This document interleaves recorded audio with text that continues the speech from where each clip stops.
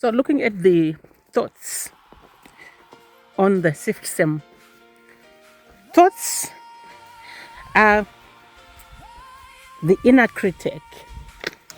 Thoughts are what you are thinking when you are triggered. And these thoughts are what normally makes you spiral.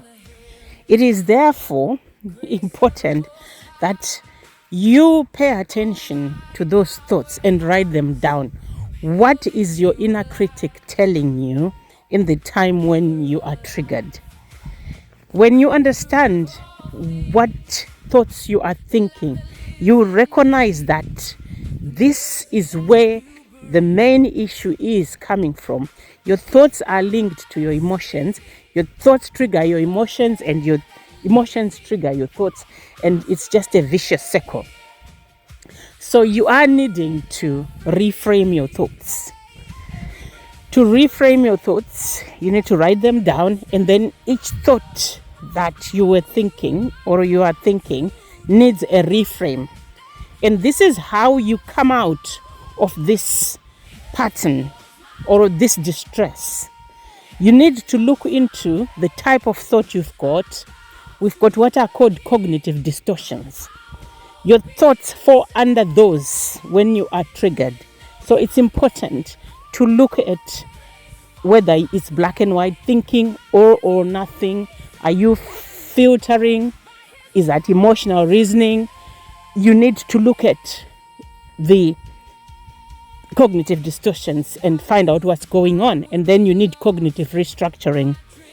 And you might need to revisit your journal every so often and look at the type of thoughts you frequently have, because that will tell you about the kind of challenge you've got with your thinking, and then you know how to reframe and how to act on those thoughts. It's very important. And part of your cognitive restructuring is going to include meditation, just to quieten your thoughts. That is key for your healing, because our brain is a protective organ. It's a survival organ. So it's constantly thinking.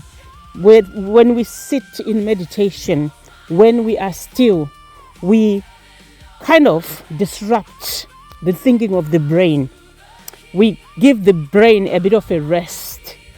So it's important that you meditate as part of your self-care, and you repeat affirmations, and you reframe your thinking, and you also include the other aspects of your Siftsem or evaluation of triggers, because we said we start with identifying the trigger, what happened and how are you feeling. Then you need to score yourself from 0 calm to 10 very distressed. That's the distress score for your trigger. And you need to also look back at the previous trigger from the last time you did a trigger evaluation. What did you do in terms of solutions that you had created? And then you need to look at your pre-triggers, the exacerbating factors, starting with your self-care habit. If your self-care habit is not in order, you are going to be pre-triggered. If you have a recent stressor, you are going to be pre-triggered. It's very hot at the moment here, and that can be a pre-trigger. We've got the relationship history. Maybe you have a relationship history with the trigger. Something happened before. Maybe you broke up with somebody, and you have had a history of these breakups, which are frequent, or where someone just leaves you. That's a relationship history with the trigger. Or someone triggers you simply because you don't like them. So whatever they do, it triggers you. And then there's the long-term pre-triggers, such as unhealed trauma, such as mental illness, and even physical illness can also be part of the pre-triggers, whether it's recent or it's old. So it's important that you identify them, and then the sensations, images, feelings, and then those thoughts we are talking about. And then you do a root cause analysis, ask yourself the 3 to 5 whys, and then you recognize the unmet need, one of the 25 unmet needs. From the answer you get from your root cause analysis, you match it with one of the unmet needs. And then you parent yourself immediately. Hug yourself, speak kindly to yourself, use deep breathing exercises, cathartic shake, stretching, the VOO, the buzzing, and you create solutions that you're going to start self-care.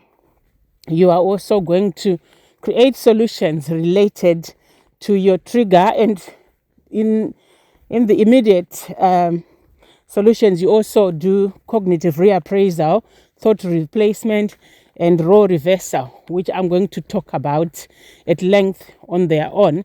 Actually, thought replacement, this is where you replace your thoughts with something positive or realistic. We are not saying ignore your trigger, but there is another perspective out there.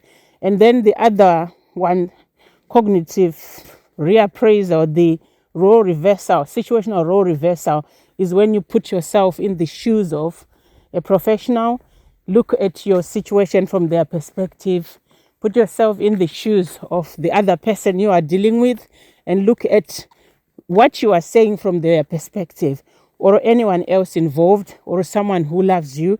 What would they say to you? And this is where we start thinking about the people we come across in the world who reassure us or say something positive that lift us up when we are triggered, when we are upset.